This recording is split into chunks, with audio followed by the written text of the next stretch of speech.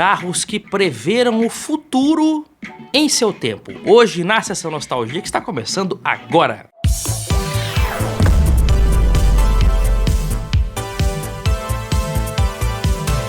Olá amigos do canal PL, vem para este canal porque aqui nós trazemos literatura automotiva, nostalgia, curiosidades.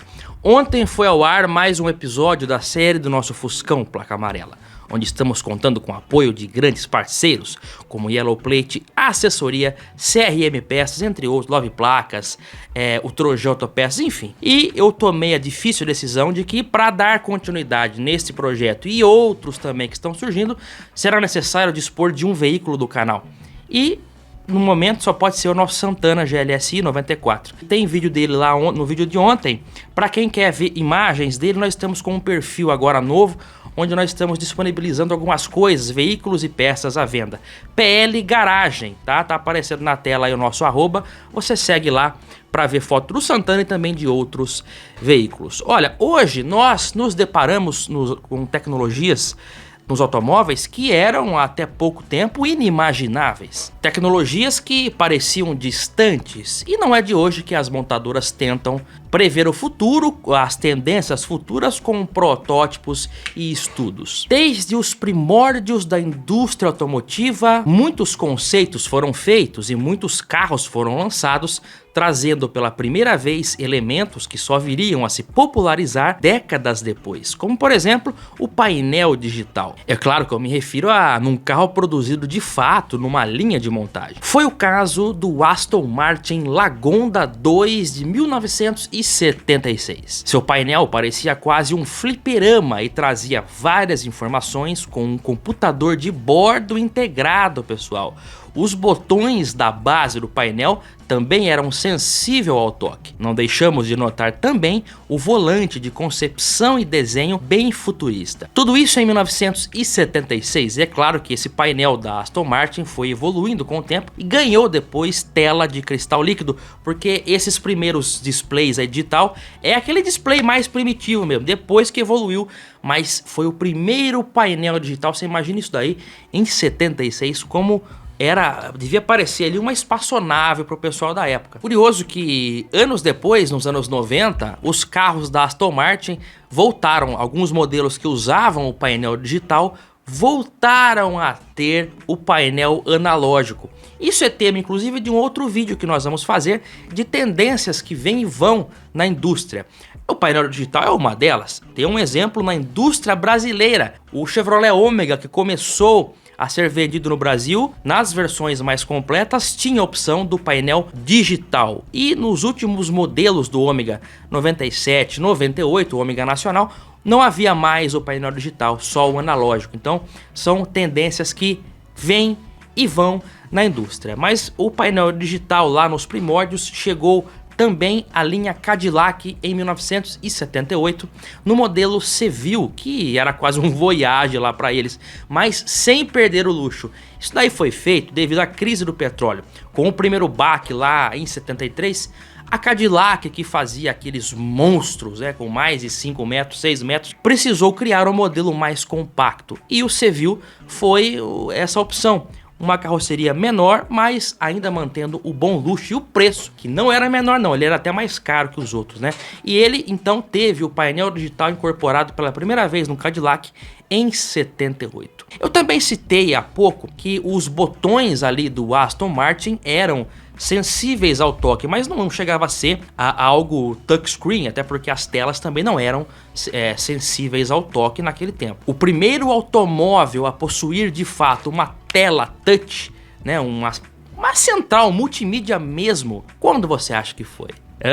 Foi em 1986. Carro Buick Riviera, um automóvel que passou bem longe do nosso Brasil, mas era um GM, afinal a marca Buick também era uma divisão da General Motors. A elaboração desse painel começou em 1981, quando a Delco System da Califórnia apresentou a Buick o seu projeto de tela sensível ao toque, que estava sendo desenvolvida para uso em automóveis. Em 1984, a GM instalou 100 dessas telas em 100 Buicks Riviera, que naquela época não tinha essa tela, né?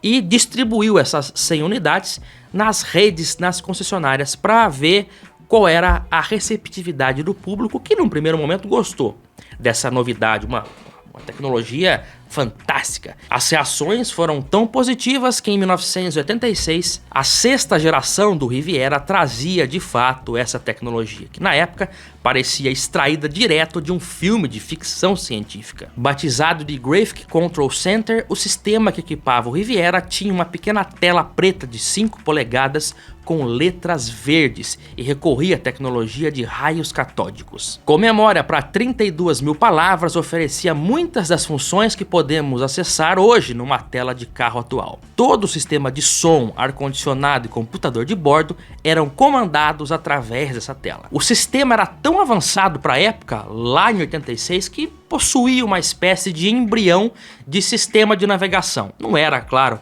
um GPS como os atuais, mas se você inserisse no sistema ali o seu destino final, ele ia te informando quantos quilômetros faltava e o tempo que faltava para você chegar até o seu destino. Pessoal, isso em 86 era o máximo. Dava mesmo para se sentir naquela série lá, a Super Máquina.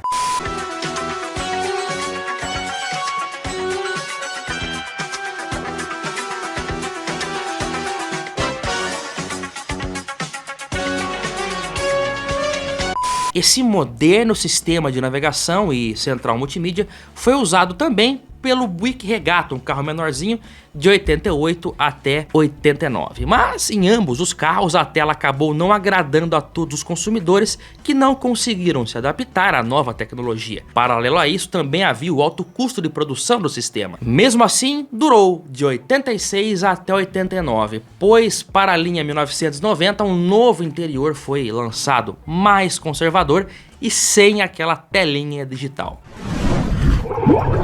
Agora observamos o belo painel digital do Audi 4 de 1984. Esse painel lembra algo, hein? É bem parecido, se não o mesmo usado nos conceitos que tivemos no Brasil. Eu já falei sobre eles aqui, inclusive. O Voyage Tecno de 1983, que foi apresentado no Salão do Carro a Álcool. E também o Santana Tecno 2 do Salão do Automóvel do ano seguinte. Esses carros apresentavam tendências futuristas e preveram, não tudo, mas preveram sim as tendências que viriam ser implementadas na linha Volkswagen. No caso do Voyage, a seta integrada ao paralama, o para-choque, o painel naquele modelo CL, tudo isso já havia sido previsto em 1983. E esse painel digital que foi usado em ambos, certamente é o painel do Audi 4. Inclusive, esse painel é maravilhoso. Ficaria muito bom nos nossos quadradinhos nacionais, né?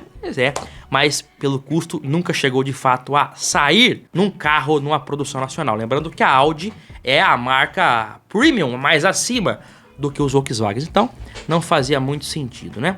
Agora eu trago aqui para vocês o carro que deu origem à roda orbital, a polêmica roda orbital. É o Futura, carro conceito apresentado no Salão de Frankfurt em 1989 e em 1990 aqui no Brasil, com a internacionalização do Salão do Automóvel depois da abertura das importações. Era o primeiro salão após a abertura comercial e diversas marcas estrangeiras estavam com estandes aqui.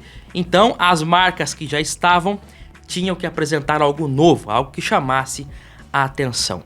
O Futura tinha um jeitão de minivan, mas com duas portas enormes tipo asa de gaivota, que permitia o acesso tanto aos bancos dianteiros quanto aos traseiros de uma só vez. É curioso porque em termos de design, o Futura era diferente de tudo que a Volkswagen fazia na época, mas se compararmos com modelos atuais, ele até que acertou bastante. Além do visual à frente do tempo, ele também trazia elementos tecnológicos ultra avançados, como os sensores de ultrassom para estacionamento, que tinham a função de guiar o Futura para entrar automaticamente nas vagas.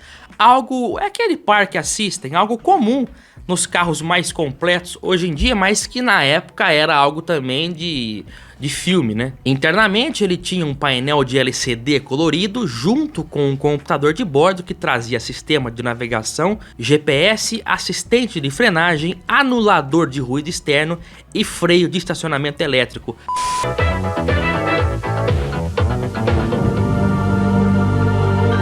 O painel do Futura introduz um novo conceito de visualização. Os instrumentos são denominados mostradores com programação livre. São indicados ao motorista apenas os dados necessários naquele exato momento ao dirigir. No mostrador da esquerda, a indicação da velocidade. A coloração da barra fornece indicações sobre a rotação do motor. O amarelo significa atenção. No vermelho, o motor está com excesso de rotação. E com o verde, está tudo em ordem. Se a indicação passar para a barra superior da direita, isso quer dizer que a velocidade está acima do recomendado ou prescrito para o trecho onde o carro está trafegando. Esse limite de velocidade, o Futura capta de fora. No futuro, através de um sistema de orientação inteligente do trânsito, será possível, por meio da sinalização externa, informar ao motorista, por exemplo, que ele acabou de entrar na contramão. Um sensor na parte dianteira mede constantemente a distância do carro da frente. Quando essa distância de segurança for muito pequena, o fundo do mostrador muda sua cor para amarelo e depois para vermelho. À direita, o mostrador multifuncional. Esse mostrador também serve para fornecer informações sobre o trânsito e auxílio no planejamento de rotas. Por exemplo, procura-se o caminho do aeroporto em uma cidade estranha. Isso não será nenhum problema, bastando chamar esse comprovado sistema de orientação. Deve-se virar à direita no trevo da rodovia, seguir até o próximo cruzamento e aí virar na segunda saída à direita. A compilação de dados atualizados sobre as condições momentâneas de trânsito e a sua rápida transmissão ao motorista de modo adequado são de fundamental importância para se definir corretamente o modo de dirigir em função do tráfego ou para planejar a rota a ser seguida. Uma novidade é que as informações sobre as condições de trânsito são selecionadas no rádio e transmitidas ao motorista através do sistema denominado RDS, Radio Data System. Algumas coisas eles acertaram, como freio, aquele botãozinho, freio de mão, navegação GPS. Agora, anulador de ruído externo é algo realmente curioso. É interessante a gente analisar protótipos do passado que tentaram prever o futuro e ver que algumas coisas foram, eles acertaram e outras nem tanto. E é isso que nós apresentamos hoje para você aqui na Sessão Nostalgia. Tem mais vídeos como esse na nossa playlist que você pode conferir, está aparecendo na tela ao final do vídeo. Lembrando também que esse boné que eu estou usando é o boné do canal PL, que você pode ter também. É só entrar no nosso site PL, canal PL Store, lá você vê o boné, entre outros itens também, tá certo? Eu, é claro, aguardo todos vocês no próximo vídeo aqui no nosso canal. Um grande abraço e até lá. Tchau, pessoal!